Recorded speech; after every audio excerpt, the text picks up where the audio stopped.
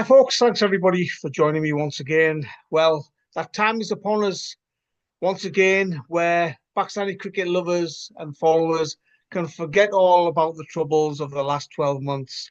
They can forget about all that misery, all that pain, all those defeats, all those records broken against the team in what has been a terrible year.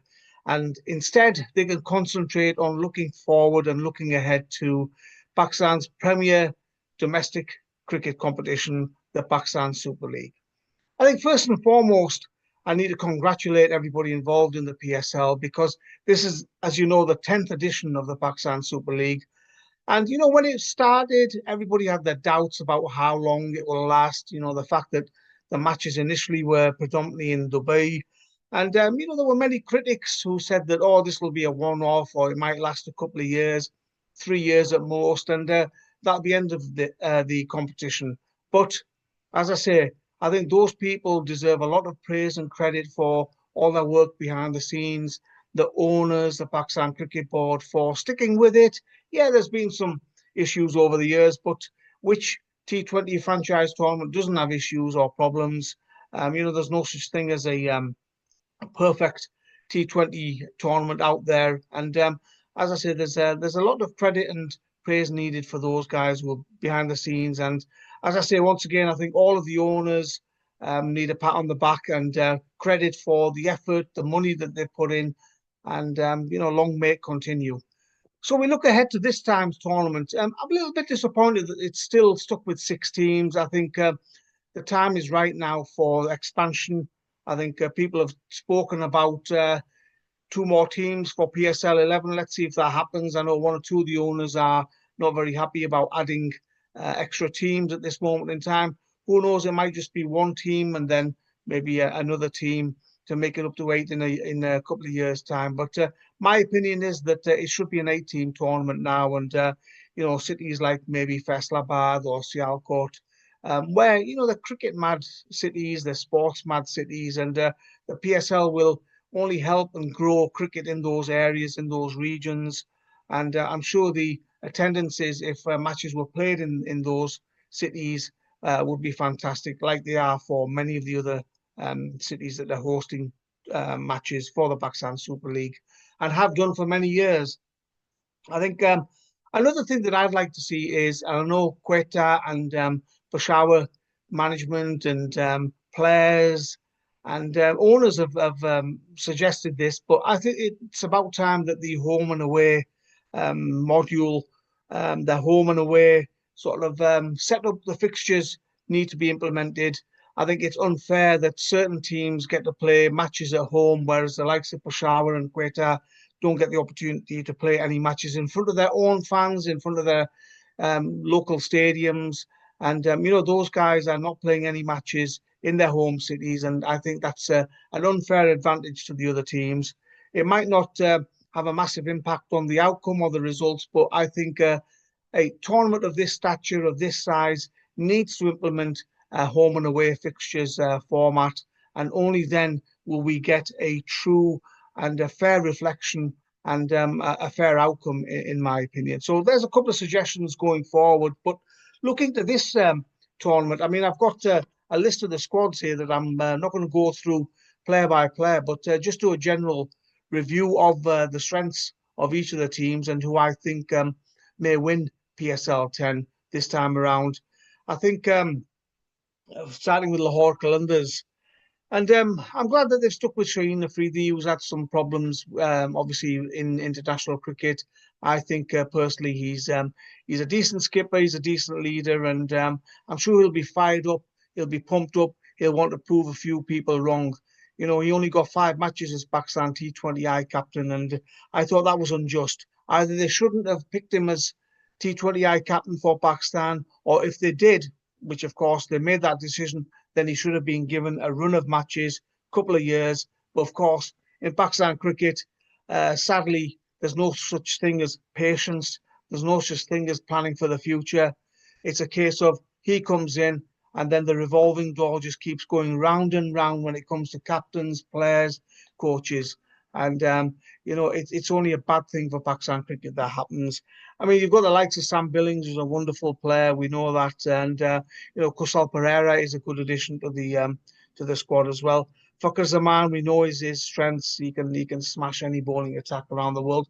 I like the balance of the Lahore Qalandars squad. You know, the likes of Daryl Mitchell, who's a match winner himself, and Sikandar Raza is a good addition, experienced T20 franchise cricketer, played in many tournaments around the world, and he's a very good addition. That batting lineup for Lahore Qalandars looks very strong. It looks balanced. And when you look at the bowling, it's a tried and tested formula, isn't it? You've got the guys like, sorry, one of the batter who I forgot is Abdullah Shafiq, who I think in the T20 format still has a lot to prove. And if he's given the opportunity, I'm sure he'll want to prove some of his critics wrong. The bowling department, Haris Rauf, and as I mentioned, Shaheen Shafi, the Zaman Khan, David Weiser, Jahandad Khan. They're regulars for Lahore Qalandars. Jahandad obviously made his international debut recently and didn't really have a good time of it. I think he was possibly brought into the Pakistan international setup a little bit too soon. So again, he's another that will want to prove his critics wrong and show that those matches in New Zealand, he wasn't at his best. Tom Curran, fantastic addition, and somebody who can single-handedly win a match. And then, you've got the likes of Asif Afridi, Asif Ali. Again, there's so much strength in that squad that there's no visible or clear weaknesses. And I think Lahore Qalandars, they had a terrible time last time. They couldn't make it 3 wins in a row, but they finished bottom of the group last time around. But I think this time they'll be a force.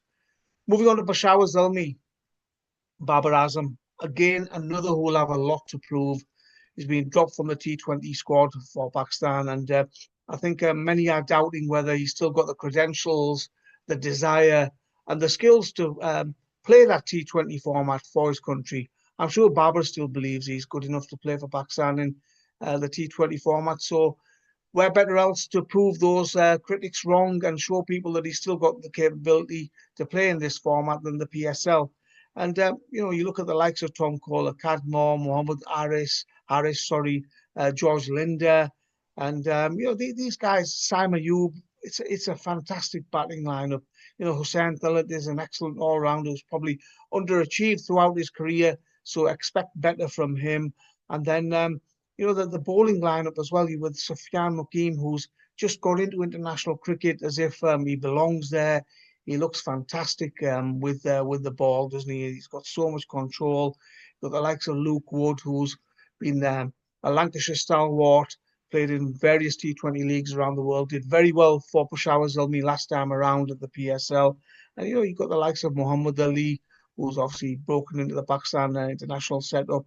Alzari Joseph, experienced West Indies bowler who's proven that in this format and in all formats he's very good. And then Nahid Rana, the Bangladesh pacer, who has impressed many around the world with his credentials as a quick bowler. So Peshawar Zalmi look a pretty formidable lineup, and they look a pretty strong side. I think my only concern would be with them is their batting. If Mohammad Haris doesn't fire, and there's a lot of pressure then on Saim Ayub. But that Saim Ayub and Mohammad Haris partnership, along with Babar Azam, that could destroy a few bowling lineups. And I'm sure the other PSL franchises, the other teams, will not be looking forward to bowling to those 3 guys. I think it's just a case of whether the other batters can provide them with the support. Let's wait and see. Multan Sultans, who were the bridesmaids last time around, they looked as if they were going to win the tournament, consistent, play the best cricket, and then just lost out in that fantastic final to Islamabad United. And many of the Multan Sultans players, the backroom staff, the management are still there. So it's a steady ship.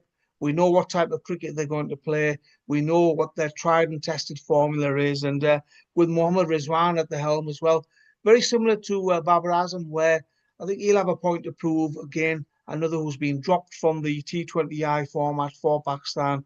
And he'll want to show people that he can still play in this format. He's still got the skills, the desire, the fitness, and the credentials to play in this format. So he's another with a point to prove, really. Then you've got the likes of Usman Khan, who I don't think's been at his best for Pakistan. He was brought in. There's a lot of hype about him. Obviously, he was a UAE qualified player, but I don't think we've seen the best of him. But the PSL presents him with another opportunity, like he did last year. He did brilliantly to show what he can do. And Shai Hope, fantastic West Indian cricketer. Johnson Charles, who can destroy any bowling lineup. You've got a nice balance there with the bat. Iftikhar Ahmed, another with a point to prove. Is that the end of the road for Ifti in international cricket? If he has a good PSL, then who knows? He might come back. Never say never in Pakistan cricket. So that batting lineup is looking pretty good. And then you've got the bowlers there. I mean, I'm just looking through the list here. Osama Mir and Michael Bracewell. Bracewell, he counts as as an all-rounder, as we've seen him do for New Zealand against Pakistan recently. Brilliant performances in that series with bat and ball. So you've got Osama Mir and Michael Bracewell, as I say, two fantastic spinners who are going to give you 8 wonderful overs almost in every match. And the opposition batters are going to have a tough time with those two around. The likes of David Willey, experienced T20 cricketer, experienced cricketer in all formats now, and he's been at Multan for a few years, and he's a tried and tested cricketer who I think is wonderful with the new ball and the old ball, really. Chris Jordan, another similar to David Willey, he's played for England for many years and still got that pace, the skill, the control, good with the new ball, but brilliant at the death overs.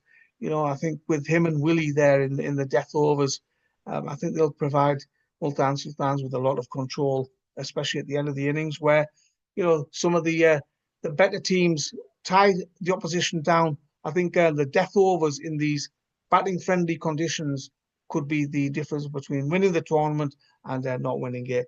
Well, I mean, just looking at some of the other names that you've got from Multan Sultans, Tayyib Tahir, another who's underachieved for Pakistan recently. I think we've not seen the best of him. He's another who'll have a point to prove. And then you've got the likes of Faisal Akram, Muhammad Hasnain, Akif Javed. These are guys who I think it's about time now they show their credentials and took that step that, Akif Javed recently was called up for Pakistan. Didn't have the best of series against New Zealand, but from what I'm hearing and some of the stuff that I've seen of him, he looks a different bowler now. He looks a yard quicker, easily hitting 140 kph. So I'm looking forward to watching him as well. So, yeah, I mean, Multan Sultans, never count them out. We know what they're made of. Tournament after tournament, they prove their doubters wrong. And once again, they've got a brilliant squad. And, even the likes of Kamran Ghulam, who I've not mentioned, and these sort of players can be brilliant backup players, and they've got all bases covered.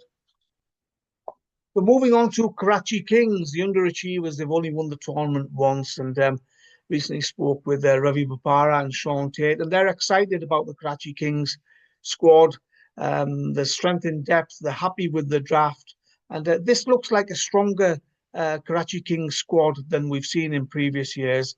As I said, they've won it once, and maybe PSL 10 will be their year. I think in the past, there's always been doubts about the harmony within the squad, whether they can handle the pressure. But this time around, the first thing that you notice is the level of experience. You've got some wise heads. First of all, you've got Ravi Bopara, as I mentioned before, as the coach. Played in T20 franchises all over the world and now stepping in as a head coach. So it's a fantastic opportunity for him. He knows the Karachi Kings setup. He's played for them. He's been with them for many years.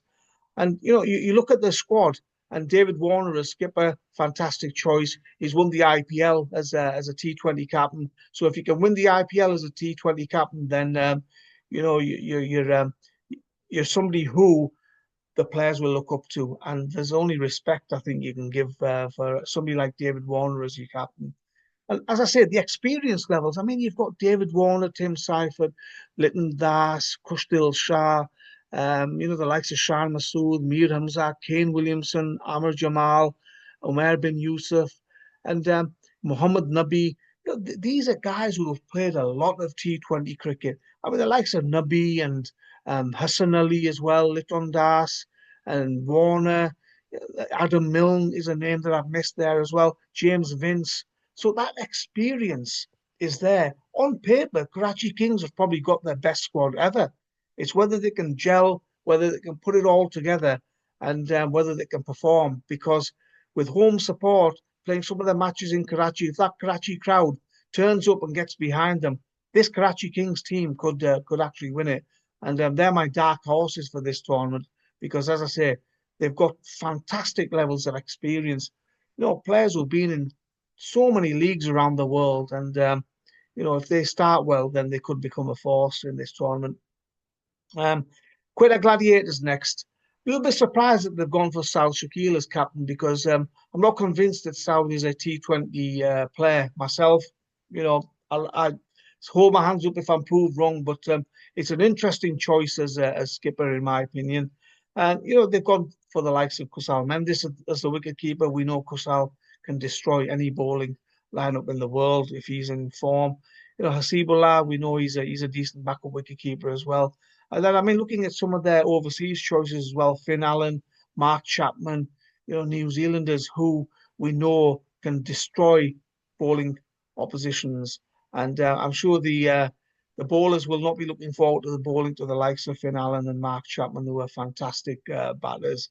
And Mark Chapman's one of those players who's not satisfied with a 40 or 50 off 20, 30 balls.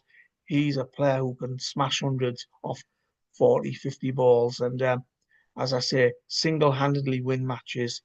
And then, you've got the likes of Riley Russo, who's been in the PSL for many years, got that experience behind him. He knows about the PSL. And, the experience of Shoaib Malik, another guy who's got a lot of T20 cricket behind him. So that experience is there. And then in the bowling department, you've got the likes of Fahim Ashraf, Muhammad Amir, Muhammad Wasim Jr., the likes of Kuram Shazad and Sean Abbott, Carl Jameson. So that bowling lineup is full of experience. These are guys who've played all over the world and very similar to the Karachi Kings bowling lineup where they've got hundreds and hundreds of T20 matches behind them. So experience and being in tough situations shouldn't be a problem. My only concern with Quetta Gladiators is the reliance on the likes of Finn Allen and Mark Chapman to perform.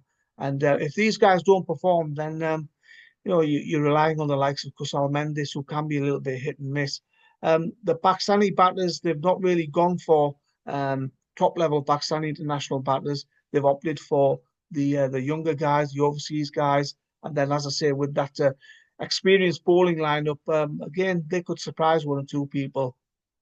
And finally, to the team that I think could win it. They always go into a PSL tournament with a strong squad, and Islamabad United are the holders. And this time around, I think the other teams will be looking at their squad and thinking, yeah, these guys have pretty much got everything covered. So Mike Heston, first and foremost, fantastic coach, knows the game inside out, and so much coaching experience in the IPL for New Zealand and various other teams. Fantastic analyst of the game and somebody who does his homework. He'll know the other teams inside out. He'll know the game plans of the opposition, and I'm sure that he'll have Islamabad United fired up to retain the trophy this time around.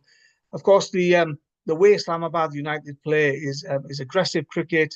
It's almost like baseball in the Test format, and rather than in the T20 format now. So it's like, as I say, England and the attacking approach in 5-day cricket. Well, Islamabad United have got that similar attacking approach. Even if they lose wickets, they still attack the opposition in the T20 format. And, Shadab Khan, as skipper, he's been captaining the Islamabad United team for a number of years now. You've got Azam Khan, the wicketkeeper.